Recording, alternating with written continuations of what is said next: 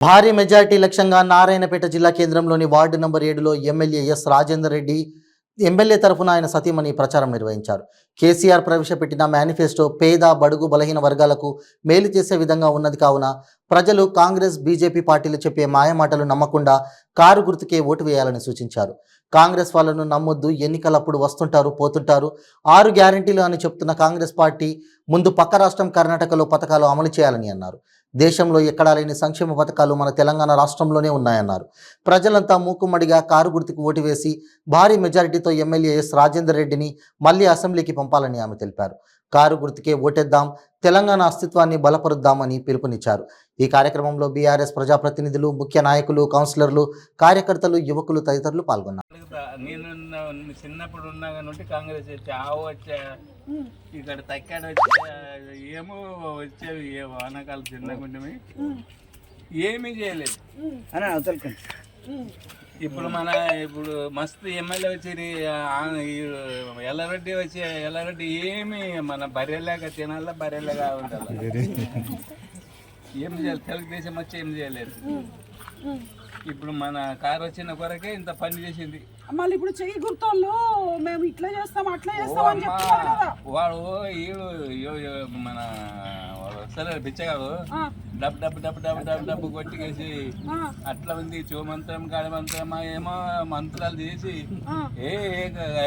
అప్పు చేసాడని చెప్తా. అప్పు అంటే అతన్ని ఏం తిప్పలు పట్టి చేసినాడు, ఏమో మాకూరకి చేసినాడు అంటే, చేనులు ఉన్నవాళ్ళకి చేసినాడు, చేనులు లేనివాళ్ళకి చేసినాడు అంటే, ఇది అంతా ఏంటి మాకూరకి చేసినాడు అంటే వాడు ఎవరు నిన్న కొడుతుంటాడు కలుగుతున్నాం కదా.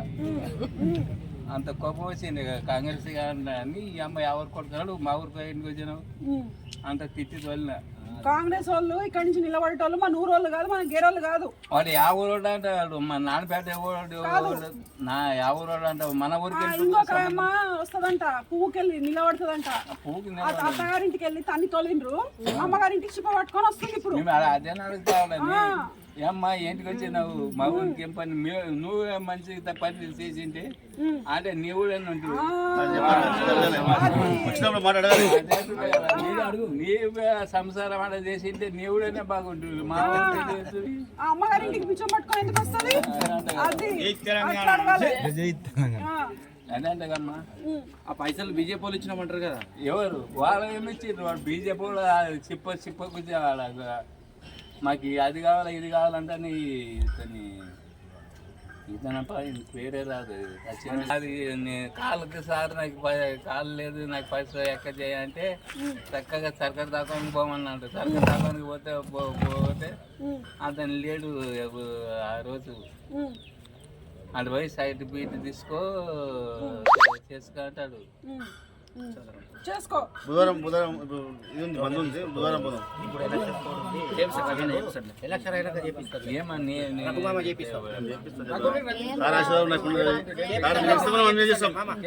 సార్ ఓటు వేయించి అందరు చెప్పి ఓటు తెలుసు నాకు అందరికీ చెప్పాలి. నీకు చెప్పేది ఏం అవసరం లేదు, మేము నువ్వు అన్ని చెప్తున్నావు. వచ్చిన వాళ్ళకి అందరికీ అదే చెప్పేసి బీజేపీ వాళ్ళు కాంగ్రెస్ వాళ్ళు ఎదురుగా చెప్తా. వచ్చిన వాళ్ళకు ఇంటికి ఎవరైనా వచ్చి మాకు ఏమి చెయ్యోళ్ళు పువ్వుల చదువుతారు, చేతుల కర్ర కట్టే ఉంది కదా, వేసి పెట్టి నాకేమి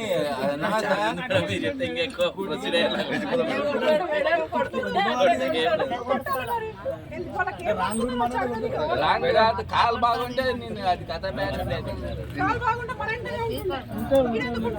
మన సింగార గేట్ నేను అప్పుడు